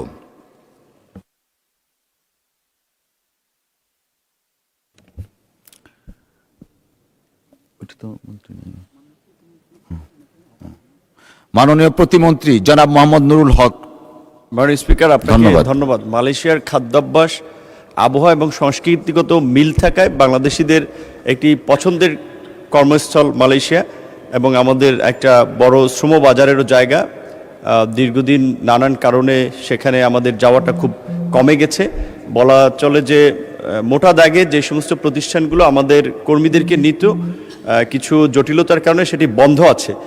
গত এই মাসের বিশেষ করে আমাদের সরকার দায়িত্ব নেওয়ার পর মাননীয় প্রধানমন্ত্রীর নির্দেশনায় 8 থেকে 11 এপ্রিল এই মন্ত্রণালয়ের দায়িত্বপ্রাপ্ত মাননীয় মন্ত্রী এবং মাননীয় প্রধানমন্ত্রীর উপদেষ্টা তারা মালয়েশিয়া সফর করেছেন। সেখানে মালয়েশিয়ান কর্তৃপক্ষের সাথে একটি ইতিবাচক আলাপ আলোচনা হয়েছে এবং তারা আশ্বস্ত করেছেন যে খুব দ্রুতই বাংলাদেশিদের জন্য মালয়েশিয়া যাওয়ার পথটি খুলে দেবেন। আশা করি এটি খুব দ্রুতই একটা ফলাফল আমরা পাবো, কিন্তু ওইভাবে নির্দিষ্টভাবে তো দিন তারিখ, যেহেতু এটা তাদের উপরে নির্ভর করে। আমাদের এই দিক থেকে আমরা প্রস্তুত, আমাদের প্রশিক্ষণ, আমাদের লোকবল রেডি, আমাদের যে অন্যান্য কাজ সেগুলো আমাদের সম্পন্ন। এখন ওখান থেকে সিগন্যাল পেলেই আনুষ্ঠানিকভাবে আমাদের দেশ থেকে প্রবাসী কর্মী যাওয়া শুরু হবে। মাননীয় স্পিকার, আপনাকে ধন্যবাদ। ধন্যবাদ মাননীয় প্রতিমন্ত্রী। মাননীয় সদস্য জনাব মোহাম্মদ আফজাল হোসেন, আপনি দয়া করে একটি সম্পূরক প্রশ্ন করতে পারেন। মাননীয় স্পিকার, আপনাকে ধন্যবাদ। আপনার মাধ্যমে আমার নির্বাচনী এলাকা কুষ্টিয়া 4-এর খোকসা এবং কুমারখালীর জনতাকে আমি মোবারকবাদ জানাই। মাননীয় স্পিকার, আমাদের দেশের বিভিন্ন এজেন্সি এবং ভুয়া এজেন্সি অথবা অনেক প্রতারকের খপ্পরে পড়ে এদেশের বিদেশগামী অনেক নিরীহ মানুষ প্রতারণার শিকার হচ্ছে। এই প্রতারকদের বিরুদ্ধে ব্যবস্থা গ্রহণের কোনো সুযোগ আছে কিনা আমি মাননীয় মন্ত্রী মহোদয়ের নিকট জানতে চাই। ধন্যবাদ মাননীয় সদস্য। মাননীয় প্রতিমন্ত্রী। জি, মাননীয় স্পিকার আপনাকে ধন্যবাদ। মাননীয় সদস্যের জ্ঞাতার্থে আমি জানাতে চাই যে আমাদের মন্ত্রণালয় থেকে খুব কঠিন ব্যবস্থার বিধান আছে যে যারা প্রতারণা করে থাকে। আমাদের এক নম্বর হচ্ছে যে একটা কাজের কথা বলে কিন্তু দেখা যায় অন্য কাজে দেয়, তারপরে দেখা যায় কাজ পায় না। এখন আমাদের মন্ত্রণালয়ে সুনির্দিষ্টভাবে অভিযোগ করতে হবে। যদি লিখিত অভিযোগ যারাই করে প্রত্যেকটি অভিযোগ আমরা সংশ্লিষ্ট কর্মকর্তা, সচিব এবং আমাদের লেভেলেও আমরা এটা নিষ্পত্তি করে থাকি এবং সবচেয়ে কঠোর ব্যবস্থা হচ্ছে যে যদি প্রমাণিত হয় যে প্রতারণা করেছে কোনো এজেন্সি বা সাব এজেন্ট, তাহলে কিন্তু তাদের লাইসেন্স বাতিল করার বিধান আছে। এবং কিছুদিন আগে মাননীয় প্রধানমন্ত্রীর নির্দেশনায় আমরা একটা সিদ্ধান্ত নিয়েছি, যেটা আমাদের বিদেশি নিয়োগকর্তারা অনেক ক্ষেত্রে বলে থাকেন যে তোমাদের এত এজেন্সি 3000, আমরা কোনটা ভালো মন্দ যাচাই বাছাই করবো? এটা তো আমাদের পক্ষে সম্ভব না। আমাদের মন্ত্রণালয়ের বিধিতে আছে, আইনে আছে যে গ্রেডিং সিস্টেম করা, যাদের রেপুটেশন ভালো, লোক পাঠানোর কিংবা ডিমান্ড লেটার আনার ক্ষেত্রে যাদের কর্মীরা খুব ভালো বেতন সুযোগ সুবিধা আছে সেই সমস্ত প্রতিষ্ঠানগুলোকে গ্রেডিং করা। তো যদি গ্রেডিং করা হয় তাহলে আরও এটা পরিষ্কার হয়ে যাবে যে কোন কোন প্রতিষ্ঠানগুলো ভালো, কোন কোনগুলো মন্দ। আর এখন থেকেও যদি যে কোনো বিষয়ে যদি লিখিত অভিযোগ করা হয় তাহলে আমরা ব্যবস্থা নিই, কিন্তু দুঃখজনক হচ্ছে খুব কম আমরা লিখিত অভিযোগ পাই। মৌখিকভাবে অনেকে ধরেন ফোনে বলে কিংবা একজনে বলে যে, কিন্তু সেটা লিখিতভাবে দিতে চায় না। লিখিত ডকুমেন্ট ছাড়া তো আমরা ব্যবস্থা নিতে পারি না। ধন্যবাদ মাননীয় স্পিকার। ধন্যবাদ মাননীয় প্রতিমন্ত্রী। মাননীয় সদস্য, আমরা সেকেন্ড কোনো সম্পূরক কোশ্চেন নেইনি এখন পর্যন্ত। টাইমের কারণে আপনি দয়া করে বসুন। মাদারীপুর 3 আসন থেকে নির্বাচিত মাননীয় সদস্য জনাব আনিসুর রহমান, আপনি তারকা চিহ্নিত প্রশ্ন 589 মহান সংসদে উত্থাপন করুন।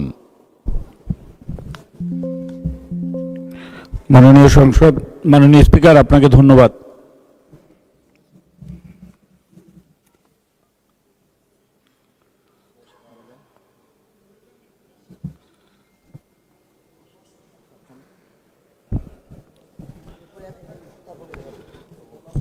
আমার তারকা চিহ্নিত প্রশ্ন 589 সংসদে উত্থাপিত হলো। ধন্যবাদ মাননীয় সদস্য। তারকা চিহ্নিত প্রশ্ন 589 মহান সংসদে উত্থাপিত হলো। মাননীয় প্রতিমন্ত্রী। স্পিকার আপনাকে ধন্যবাদ। মাননীয় সংসদ সদস্যের জ্ঞাতার্থে আমি জানাতে চাই মাদারীপুর জেলা সদরে মাদারীপুর কারিগরি প্রশিক্ষণ কেন্দ্র নামে একটি প্রশিক্ষণ কেন্দ্র রয়েছে। সেখানে বিদেশগামী কর্মীদের প্রশিক্ষণ কার্যক্রম চলমান রয়েছে।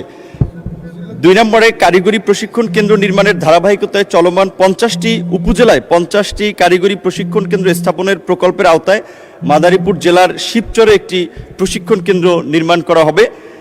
উপজেলা পর্যায়ে 50টি কারিগরি প্রশিক্ষণ কেন্দ্র স্থাপন শীর্ষক দ্বিতীয় পর্বের প্রস্তাবিত প্রকল্পে মাননীয় সংসদ সদস্যের নির্বাচনী এলাকা মাদারীপুর 3-এ একটি কারিগরি প্রশিক্ষণ কেন্দ্র নির্মাণ অন্তর্ভুক্ত করা হয়েছে।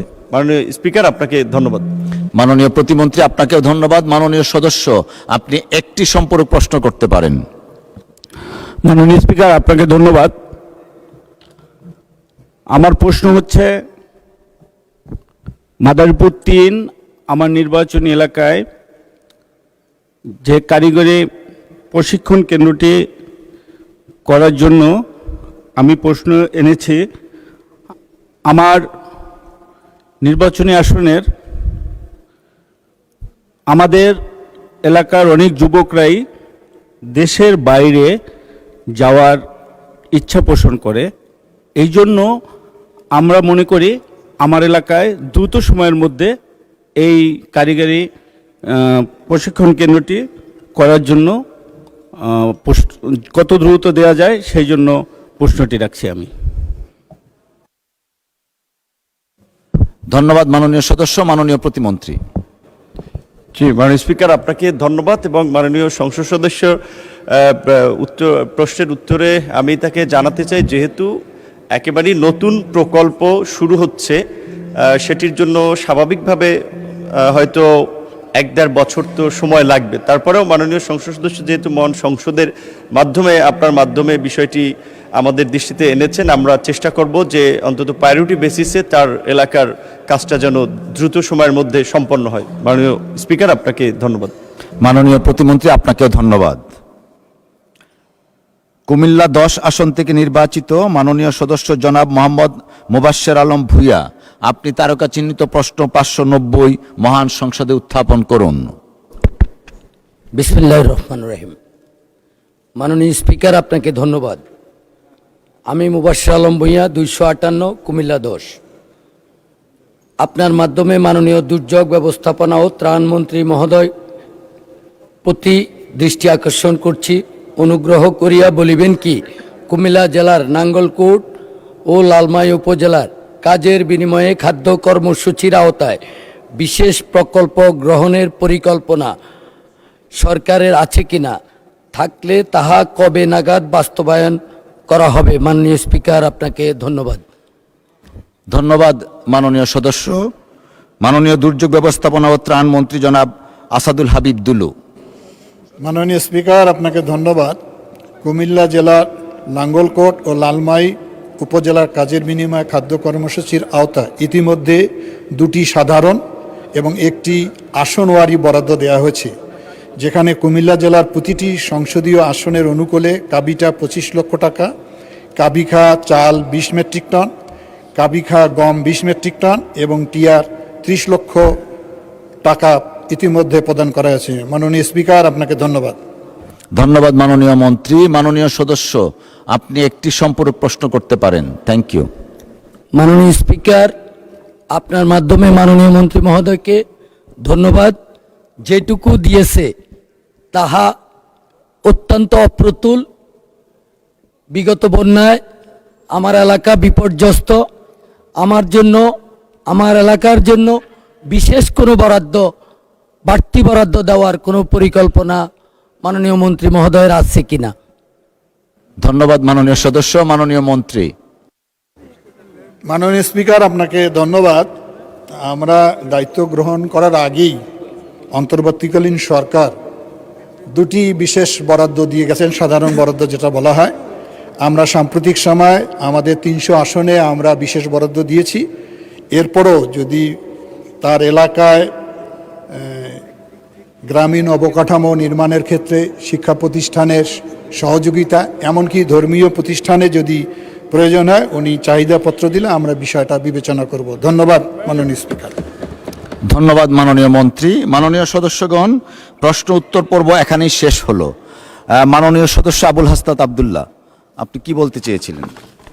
থ্যাংক ইউ মাননীয় স্পিকার। আজকে আপনি প্রশ্ন উত্তর পর্ব দিয়ে সংসদ শুরু করেছেন, তার জন্য আপনার প্রতি কৃতজ্ঞতা জানাচ্ছি এবং বিশেষভাবে আপনাকে ধন্যবাদ জানাচ্ছি। এবং আপনার এই যে প্রাণবন্ত সংসদকে ফাংশনাল করার যে প্রচেষ্টা, সেটার জন্য আপনার প্রতি আমরা থ্যাঙ্কফুল। আমি প্রশ্নটা মূলত হচ্ছে প্রবাসী কল্যাণ মন্ত্রণালয় থেকে যে উত্তরগুলো দেওয়া হয়েছে, আমাদের কাছে মনে হয়েছে আন্তরিকভাবে প্রচেষ্টা করছে, সেজন্য ওনাকেও ধন্যবাদ জানাচ্ছি। আমাদের মাননীয় প্রতিমন্ত্রী এবং দীর্ঘদিনের সহযোদ্ধা, আমাদের প্রবাসী কল্যাণ ও বৈদেশিক কর্মসংস্থান প্রতিমন্ত্রী জনাব নুরুল হক নূর। আমার যে প্রশ্নটি ছিল সেটি হচ্ছে, আমি একটা রেমিটেন্স।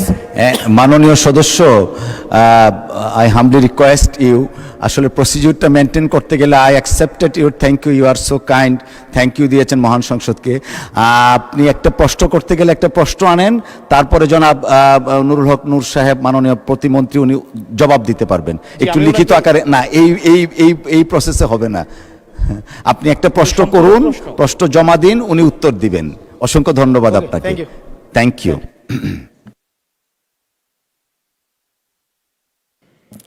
মাননীয় সদস্যবৃন্দ, বিশেষ অধিকার প্রশ্নের নোটিশ বিধি 164 অনুযায়ী মাননীয় সদস্যবৃন্দ, মাননীয় সদস্য জনাব আব্দুল হান্নান মাসুদ, নোয়াখালী 6, বিশেষ অধিকার ক্ষুণ্ণ প্রশ্নের প্রায় একই বিষয়ে 2টি নোটিশ দিয়েছেন।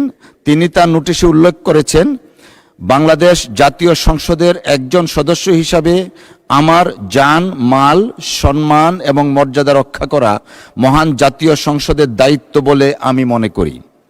এটি আমার বিশেষ অধিকার ও বটে। বিগত 25শে ফেব্রুয়ারি 2026 ইংরেজি তারিখে নির্বাচন পূর্ববর্তী ও নির্বাচন পরবর্তী সহিংসতায় ক্ষতিগ্রস্ত পরিবারকে দেখতে গেলে আমার গাড়ি বহরে আমাকে হত্যার উদ্দেশ্যে সন্ত্রাসী হামলা চালানো হয়, যার প্রতিবাদে জামায়াত, এনসিপি সহ বিভিন্ন রাজনৈতিক দল বিবৃতি প্রদান করে। এছাড়াও 29শে মার্চ 2026 তারিখে মহান সংসদে বক্তব্যের প্রেক্ষিতে আমার বিরুদ্ধে অত্যন্ত অশালীন, মানহানিকর, নিন্দনীয়, গর্হিত স্লোগান ও বক্তব্য দেয়া হয়, যা আমার বাক স্বাধীনতা হরণের শামিল বলে আমি মনে করি। অনলাইনে বারবার আমাকে হত্যার হুমকি দেয়া হচ্ছে। মাননীয় সদস্যের উত্থাপিত বিষয়টি অত্যন্ত দুঃখজনক। কোনো সংসদ সদস্যের উপর বা অন্য যে কোনো ব্যক্তির উপর এরূপ হামলা অনাকাঙ্ক্ষিত। তবে বিষয়টি সাম্প্রতিক কোনো নির্দিষ্ট বিষয়ের মধ্যে সীমাবদ্ধ নয়। এছাড়াও মাননীয় সদস্যের বিরুদ্ধে কে বা কারা এই ধরনের বক্তব্য দিয়েছেন তা নোটিশে স্পষ্ট নয়। তবুও আমি মাননীয় সদস্যের উত্থাপিত অভিযোগের বিষয়ে অত্যন্ত সহানুভূতিশীল, কিন্তু কার্যপ্রণালী বিধির 165 উপবিধি 2 ও 165 উপবিধি 4 বিধি অনুযায়ী বিধিগতভাবে সীমাবদ্ধতার কারণে, বিধিগতভাবে সীমাবদ্ধতার কারণে নোটিশটি গ্রহণ করতে পারছি না বলে আন্তরিকভাবে দুঃখিত। তবে আমি মাননীয় সদস্য জনাব আব্দুল হান্নান মাসুদ এর নোটিশে উত্থাপিত বিষয়ে কার্যকর ব্যবস্থা গ্রহণ করার জন্য মাননীয় স্বরাষ্ট্রমন্ত্রীকে অনুরোধ জানাচ্ছি। ধন্যবাদ।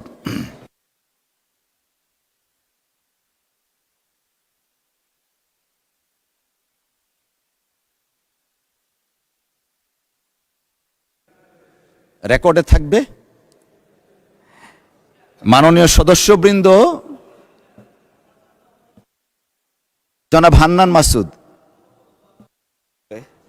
আমি যে নোটিশটা দিয়েছি এটার উপর তো আমার বক্তব্য আছে।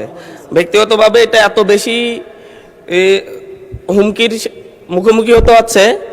মাননীয় স্পিকার, আমি আসলে নির্বাচনের আগ থেকেই আপনারা জানেন আমি যে অঞ্চলে জন্ম নিয়েছি সেই অঞ্চলে একটি দ্বীপাঞ্চল, এবং যেখান থেকে ইলেকশন করেছি সেই জায়গায় ভূমিদস্যু, জলদস্যুদের উৎপাত অনেক বেশি। এটা ধারাবাহিকভাবে গত পরশু আমি হাতিয়া থেকে আসার সময়ও প্রশাসনিকভাবে এবং বিভিন্ন মারফতে জানতে পেরেছি। আমি যে ফেরিতে করে আসতেছিলাম আমার উপর আক্রমণের জন্য ডাকাত দল প্রস্তুতি নিয়েছিল, তারপরে প্রশাসনের সহযোগিতা আমি সেখান থেকে এসেছি। এর আগেও আমি 2 বার আক্রমণের শিকার হয়েছি, নির্বাচনের সময় 3 বার আক্রমণের শিকার হয়েছি। আমার পক্ষে যারাই কোনো কথা বলে, এমনকি মসজিদে আমার জন্য দোয়া করেছে, সেই মসজিদের ইমামকে মসজিদের ভিতর থেকে বের করে এনে প্রচণ্ডভাবে তার উপর হামলা করা হয়েছে, এবং তাকে আজকে প্রায় 1.5 মাস ধরে তাকে চিকিৎসা নিতে হচ্ছে। আমার উপর যারা আক্রমণ করেছে আমি আপনাকে সেই জায়গায় কিছু নোটিশের সাথে কিছু ডকুমেন্টস দিয়েছি যে সরাসরি অস্ত্র হাতে আমাকে কোফাতে আসা হয়েছে। একজন সংসদ সদস্য হিসাবে আমি এই বিষয়টা এখানে উপস্থাপন করতে বাধ্য হচ্ছি, কারণ এই জায়গাটায় আমি মনে করি সন্ত্রাসীদের কোনো রাজনৈতিক ঠিকানা নেই। প্রতিনিয়ত বিভিন্ন একটি রাজনৈতিক দলের পদধারী এবং বিভিন্ন ক্ষেত্রে পূর্বের ফ্যাসিবাদী লোকজন তারা সরাসরি ফেসবুকে থেকে একটি রাজনৈতিক সংগঠনের এখনকার শেল্টারে থেকে ফেসবুকে ভিডিও আকারে আপনারা যদি তদন্ত দেন, তদন্তে আমরা রিপোর্ট পেশ করব, ভিডিও দিব, এবং প্রত্যেকটা রেকর্ড আমাদের কাছে আছে যে তারা কিভাবে আমাকে হত্যার হুমকি দিচ্ছে, এলাকায় ঢুকতে না দেওয়ার হুমকি দিচ্ছে। আমি তো আমার যেই এলাকা, যেখান থেকে আমি নির্বাচন করছি সেই এলাকায় আমাকে নিরাপদে যাওয়ার ব্যবস্থা করতে হবে, নিরাপদে আমাকে থাকার ব্যবস্থা করতে হবে, আমার সাথে যারা নেতাকর্মীরা চলাচল করবে তাদের নিরাপত্তা দিতে হবে। এটা একজন বিশেষ অধিকারের ব্যাপারে, এটা বিশ্বব্যাপী একজন সংসদ সদস্যের বিশেষ নিরাপত্তা বিধান করা রাষ্ট্রের দায়িত্ব, সরকারের দায়িত্ব।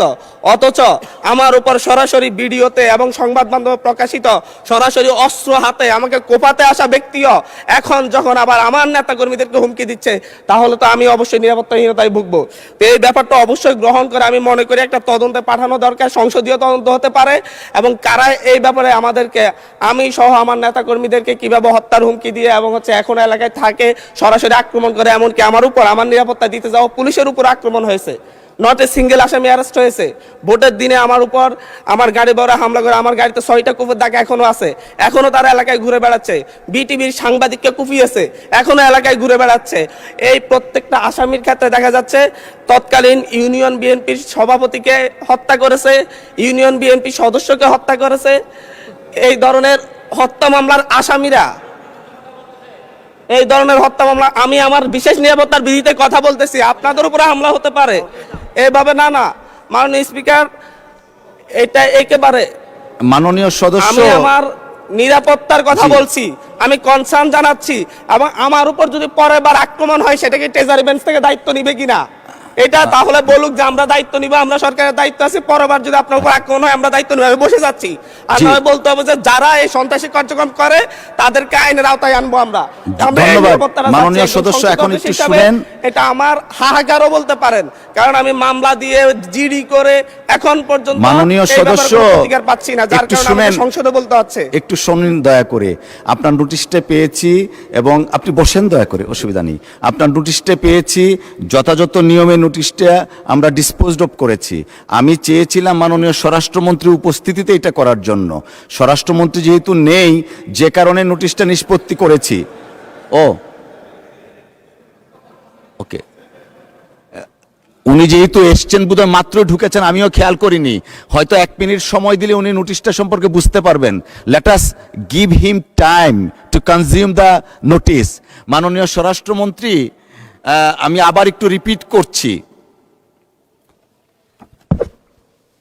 মাননীয় সংসদ সদস্য জনাব হান্নান মাসউদ, তিনি 164 বিধিতে একটা নোটিশ দিয়েছেন, 164 বিশেষ অধিকার প্রশ্নে একটা নোটিশ দিয়েছেন। সেইখানে আপনি যেহেতু এসছেন, আমরা একটু সময় নিয়ে আবার নোটিশটা পড়ি, তাহলে হান্নান মাসুদ সাহেবকেও অ্যাড্রেস করা যাবে। উনার নোটিশের বক্তব্য হচ্ছে, বাংলাদেশ জাতীয় সংসদের একজন সদস্য হিসাবে আমার জান, মাল, সম্মান এবং মর্যাদা রক্ষা করা মহান জাতীয় সংসদের দায়িত্ব বলে আমি মনে করি। এটি আমার বিশেষ অধিকার ও বটে। বিগত 25শে ফেব্রুয়ারি 2026 ইংরেজি তারিখে নির্বাচন পূর্ববর্তী ও পরবর্তী সহিংসতায় ক্ষতিগ্রস্ত পরিবারকে দেখতে গেলে আমার গাড়িবহরে আমাকে হত্যার উদ্দেশ্যে সন্ত্রাসী হামলা চালানো হয়, যার প্রতিবাদে জামায়াত, এনসিপি সহ বিভিন্ন রাজনৈতিক দল বিবৃতি প্রদান করে। এছাড়াও 29শে মার্চ 2026 তারিখে মহান সংসদে বক্তব্যের প্রেক্ষিতে আমার বিরুদ্ধে অত্যন্ত অশালীন, মানহানিকর, নিন্দনীয় গর্হিত স্লোগান ও বক্তব্য দেয়া হয়, যা আমার বাক স্বাধীনতা হরণের শামিল বলে আমি মনে করি। অনলাইনে বারবার আমাকে হত্যার হুমকি দেয়া হচ্ছে। এটা হলো ওনার নোটিশ। আমাদের বক্তব্যটা এমন, মাননীয় সদস্যের উত্থাপিত বিষয়টি অত্যন্ত দুঃখজনক। কোনো সংসদ সদস্যের উপর বা যে কোনো ব্যক্তির উপর এরূপ হামলা অনাকাঙ্ক্ষিত, তবে বিষয়টি সাম্প্রতিক কোনো নির্দিষ্ট বিষয়ের মধ্যে সীমাবদ্ধ নয়। এছাড়াও মাননীয় সদস্যের বিরুদ্ধে কে বা কারা এই ধরনের বক্তব্য দিয়েছেন তা নোটিশে স্পষ্ট নয়। তবুও আমি মাননীয় সদস্যের উত্থাপিত অভিযোগের বিষয়ে অত্যন্ত সহানুভূতিশীল, কিন্তু কার্যপ্রণালী বিধি 165 উপবিধি 2 এবং 165 উপবিধি 4 অনুযায়ী বিধিগত সীমাবদ্ধতার কারণে নোটিশটি গ্রহণ করতে পারছি না বলে আন্তরিকভাবে দুঃখিত। তবে আমি মাননীয় সদস্য জনাব আব্দুল হান্নান মাসুদের নোটিশে উত্থাপিত বিষয়ে কার্যকর আইনানুগ ব্যবস্থা গ্রহণের জন্য মাননীয় স্বরাষ্ট্রমন্ত্রীকে অনুরোধ জানাচ্ছি। ধন্যবাদ। মাননীয় স্বরাষ্ট্রমন্ত্রী, মাইকটা দিবেন প্লিজ। মাননীয় স্পিকার, আপনাকে ধন্যবাদ। মাননীয় সদস্য যথাযথভাবেই বিধি মোতাবেক তার নোটিশটি প্রদান করেছেন বলে আমার বিশ্বাস, এবং বিধি মোতাবেক আপনি সেটা নিষ্পত্তি করেছেন, আপনার সিদ্ধান্ত জানিয়েছেন। এরপরেও তার নোটিশটি আপনি দ্বিতীয়বারের মতো আবার পড়ে শুনিয়েছেন, আপনাকে অসংখ্য ধন্যবাদ। এবং মাননীয় সদস্য, আমি তখন আমার সংসদ রুমেই ছিলাম, উনি যখন স্টার্ট করেছেন আমি শুনেছি কিছু, বাকিটা এখানে এসে শুনলাম। এটা অত্যন্ত দুঃখজনক যদি ঘটনাটা সত্য হয়ে থাকে। তো এই বিষয়ে আমি এখনও অনুরোধ করব, মাননীয় সংসদ সদস্য কোনো যদি জিডি অথবা মামলা সংশ্লিষ্ট থানায় না করে থাকেন, এখনও তিনি ইচ্ছা করলে সেই বিষয়ে ওনার অভিযোগ সংশ্লিষ্ট থানায় দায়ের করতে পারেন এবং সে বিষয়ে আমরা আইনানুগ ব্যবস্থা নেব। আর বিশেষ অধিকার প্রশ্ন উত্থাপনের বিষয়টি যেহেতু আপনি নিষ্পত্তি করে দিয়েছেন, এর বাইরে এই মুহূর্তে আমার তেমন কিছু বলার নেই। তবে আমি আশ্বস্ত করতে চাই, শুধু মাননীয় সংসদ সদস্য যিনি উত্থাপন করেছেন তার বিষয়ে নয়, যে কোনো মাননীয় সংসদ সদস্য এই হাউজের যদি সেই রকম কোনো পরিস্থিতির শিকার হন, তাহলে যেন বিষয়টি স্বরাষ্ট্র মন্ত্রণালয়ের নজরে তাৎক্ষণিকভাবে আনেন অথবা নিকটস্থ থানায় সেই বিষয়ে অভিযোগ দাখিল করেন। আমরা আইনের শাসন প্রতিষ্ঠায় বদ্ধপরিকর। মাননীয় স্পিকার, আপনাকে ধন্যবাদ। ধন্যবাদ মাননীয় মন্ত্রী। মাননীয় সদস্যবৃন্দ, আজ কার্যপ্রণালী বিধির 71 বিধিতে জরুরি জনগুরুত্ব সম্পন্ন বিষয় সম্পর্কে 75টি মনোযোগ আকর্ষণের নোটিশ পাওয়া গেছে। নোটিশদাতা মাননীয় সদস্যগণ হলেন জনাব মোহাম্মদ গুলাম রসুল, যশোর 4, জনাব মোহাম্মদ আব্দুল গফুর, কুষ্টিয়া 2, জনাব সালাউদ্দিন, গাজীপুর 4, জনাব মোহাম্মদ আনোয়ারুল ইসলাম, কুড়িগ্রাম 1, জনাব মোহাম্মদ মনিরুল হক চৌধুরী, কুমিল্লা 6, জনাব মাসুম মুস্তফা, নেত্রকোনা 5, জনাব মোহাম্মদ আবুল কালাম আজাদ, খুলনা 6, জনাব এস কে আজিজুল বাড়ি, খুলনা 4, রুমিন ফারহানা, ব্রাহ্মণবাড়িয়া 2, জনাব মোহাম্মদ নুরুল ইসলাম, চাঁপাইনবাবগঞ্জ 3, সৈয়দ জয়নুল আবেদিন, ঢাকা 4, কে এম ফজলুল হক মিলন, গাজীপুর 5, মোহাম্মদ রাশিদুল ইসলাম রাশেদ, শেরপুর 1, জনাব মোহাম্মদ আক্তারুজ্জামান, ময়মনসিংহ 10, মোহাম্মদ জাহিদুর রহমান, ঠাকুরগাঁ 3, মোহাম্মদ আলী আসগার, পাবনা 3, মোহাম্মদ ইলিয়াস মোল্লা, ফরিদপুর 1, মোহাম্মদ আব্দুল আজিজ, নাটোর 4, জনাব আল ফারুক আব্দুল লতিফ, নীলফামারী 2, শেখ ফরিদ আহমেদ, চাঁদপুর 3, মোহাম্মদ আব্দুল খালেক, সাতক্ষীরা 2, এস এম জাহাঙ্গীর হোসেন, ঢাকা 18, মোহাম্মদ আব্দুল আলিম, বাগেরহাট 4, মোহাম্মদ জহিরুল ইসলাম, চট্টগ্রাম 16, মোহাম্মদ কামরুল হাসান, ময়মনসিংহ 6, মোহাম্মদ মাহবুবুল আলম, কুড়িগ্রাম 3, জনাব মোহাম্মদ নুরুল আমিন, রংপুর 6, জনাব আনিসুর রহমান, মাদারীপুর 3, জনাব মোহাম্মদ আবু তালিব, ঝিনাইদহ 4, মোহাম্মদ শওকতুল ইসলাম, মৌলভীবাজার 2, শাহজাহান চৌধুরী, চট্টগ্রাম 15, মোহাম্মদ মুশারফ হোসেন, বগুড়া 4, সরোয়ার জামাল নিজাম, চট্টগ্রাম 13, মোহাম্মদ শামসুর রহমান, শিমুল বিশ্বাস, পাবনা 5, মইনুল ইসলাম খান, মানিকগঞ্জ 2, জনাব মোহাম্মদ মজিবুর রহমান, রাজশাহী 1,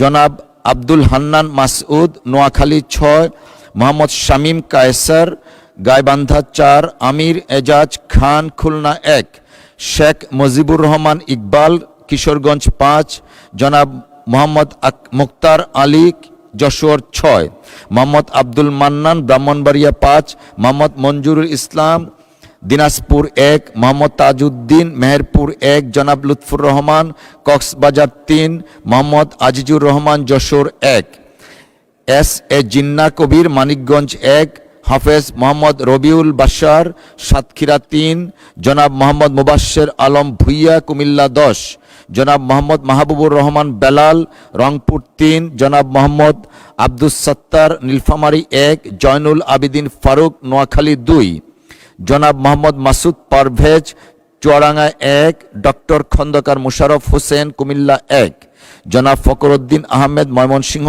11, জনাব নাসিরউদ্দিন আহমেদ, মৌলভীবাজার 1, জনাব মোহাম্মদ শাহাদাত হোসেন, লক্ষ্মীপুর 1, জনাব এ এম মাহবুব উদ্দিন, নোয়াখালী 1, জনাব মোহাম্মদ এনামুল হক, চট্টগ্রাম 12, জনাব রফিকুল ইসলাম জামাল, ঝালকাঠি 1, জনাব মাসুদ সাইদি, পিরোজপুর 1, জনাব আলমগীর মোহাম্মদ মাহফুজুল্লাহ ফরিদ, কক্সবাজার 2, খন্দকার আবু আশফাক, ঢাকা 1, জনাব মোহাম্মদ সেলিম ভুইয়া, কুমিল্লা 2, জনাব মোহাম্মদ সেলিম রেজা, সিরাজগঞ্জ 1 জনাব মোহাম্মদ আবুল খায়ের ভূঁইয়া, লক্ষ্মীপুর 2 জনাব ই সুলতান মাহমুদ বাবু, জামালপুর 2 জনাব মোহাম্মদ আবদুল্লাহ, মুন্সিগঞ্জ 1 জনাব মোহাম্মদ আনোয়ারুল হক, নেত্রকোনা 2 জনাব মোহাম্মদ জালাল উদ্দিন, চাঁদপুর 2 জনাব মোহাম্মদ সাইফুল আলম, ঢাকা 12 জনাব আক্তার হোসেন, রংপুর 4 জনাব মোহাম্মদ মুসলেউদ্দিন ফরিদ, যশোর 2 জনাব মোহাম্মদ রুহুল আমিন, চুয়াডাঙ্গা 2 জনাব কামরুজ্জামান কামরুল, সুনামগঞ্জ 1। নোটিশগুলির মধ্য থেকে আমি নোয়াখালী 2 আসন থেকে নির্বাচিত মাননীয় সদস্য জনাব জয়নাল আবেদিন ফারুক, কুমিল্লা 1 আসন হতে নির্বাচিত মাননীয় সদস্য ডক্টর খন্দকার মোশাররফ হোসেন এবং সুনামগঞ্জ 1 আসন থেকে নির্বাচিত মাননীয় সংসদ সদস্য জনাব কামরুজ্জামান কামরুল এর নোটিশগুলো গ্রহণ করলাম। বাকি নোটিশগুলো গ্রহণ করা সম্ভব হলো না বলে আন্তরিকভাবে দুঃখিত। যাদের নোটিশ গ্রহণ করা সম্ভব হয়নি, বিধি অনুযায়ী তাদের মধ্য হতে প্রত্যেককে নিজ নিজ নোটিশের বিষয়বস্তু সম্পর্কে 2 মিনিট করে বক্তব্য রাখার আহ্বান জানাবো। তবে মোট 30 মিনিটের মধ্যে যতজন সদস্যের বক্তব্য রাখা সম্ভব ততজন সদস্য বক্তব্য রাখবেন। যশোর 4 আসন থেকে নির্বাচিত মাননীয় সদস্য জনাব মোহাম্মদ গুলাম রসুল, নোটিশ নম্বর 870। ধন্যবাদ। আপনার সময় 2 মিনিট। মাননীয় স্পিকার, আপনাকে ধন্যবাদ। আমার নির্বাচনী এলাকা 88 যশোর 4 বাগারপাড়া উপজেলা, অভয়নগর উপজেলা এবং সদরের বসুন্ধী ইউনিয়ন নিয়ে আমার নির্বাচনী এলাকা গঠিত। প্রায় 7 লক্ষ মানুষের বসবাস।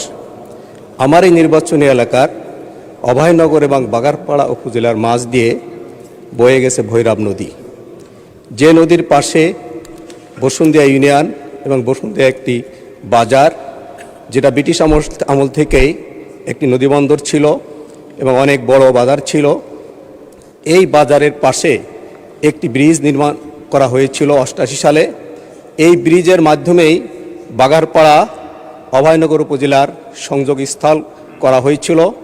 বাগারপাড়া উপজেলার হাজার হাজার মানুষ এই ব্রিজ দিয়ে চলাচল করত এবং তারা নোয়াপাড়া শিল্প শহরে যারা শ্রমিক তারা যাতায়াত করত, বিশেষভাবে খুলনা শহরে যাতায়াতের রাস্তা ছিল। কিন্তু 88 সালে নির্মিত এই ব্রিজটি অত্যন্ত জরাজীর্ণ হয়। 2023 সালে ব্রিজটি ভেঙে দেওয়া হয়।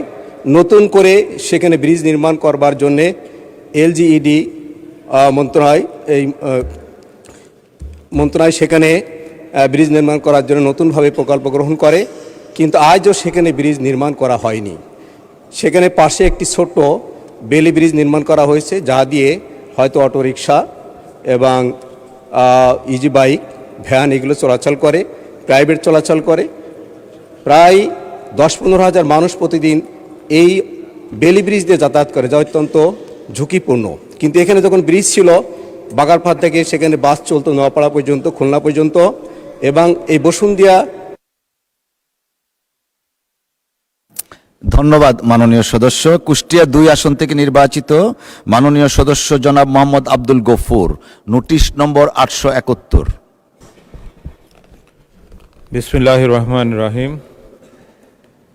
মাননীয় স্পিকার, আপনাকে ধন্যবাদ। আমি মোহাম্মদ আব্দুল গফুর, 76 কুষ্টিয়া 2 মিরপুর ভাড়ামারা।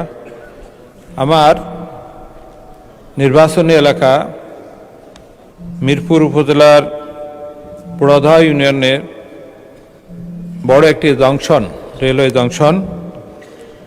এর সাথে রয়েছে বাংলাদেশের দ্বিতীয় বৃহত্তম কাপড়ের হাট এবং কুষ্টিয়ার বাংলাদেশের সবচেয়ে বড় চাল উৎপাদনকারী এলাকা খাজানগর পুরোধা।